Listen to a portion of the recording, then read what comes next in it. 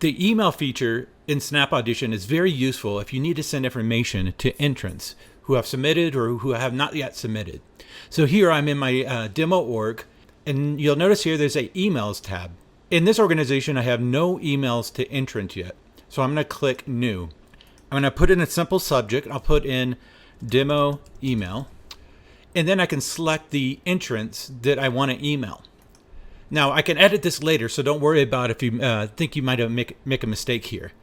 I'm going to go ahead and select this All Virginia Violin.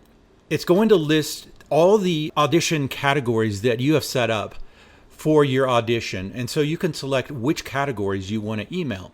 Or if you want to email all of them, you just click here. So in this case, I want to email all of the submitted entrants, but I'm not going to email the not submitted entrants. And so this way, whenever you send the email, the system is going to build a list of all the entrants of the categories or the auditions you have selected to send an email to. If you notice here, it tells me that I have selected a partial list of entrants from All Virginia Violin. I can actually select another audition if I want to email entrants in another audition. And that way, it's going to combine entrants from all the different auditions and scenarios that I have selected. And don't worry if there's duplicates, we'll take care of that.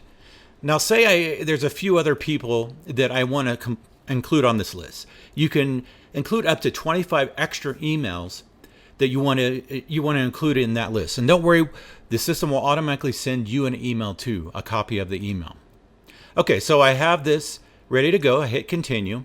So I have my subject, I have my entrants I'm emailing my to, and then over here I have my reply to email. This is if you want to set up an email address that when the email is sent, it sets that email address as the email that they reply to. So for example, our system will send out the email, but you set up your organizational email as the reply to. At the bottom, I can add a featured image. And so that's just going to paste that image into the bottom of the body of that email, and you'll see it here when I hit preview. So in the preview, you also notice that it has the logo from your organization. So if you have a logo uploaded for your organization under settings, it's going to include it here in the top of your email, and it says a message from demo org, whatever the organization name is. And you might have noticed that it has an unsubscribe link.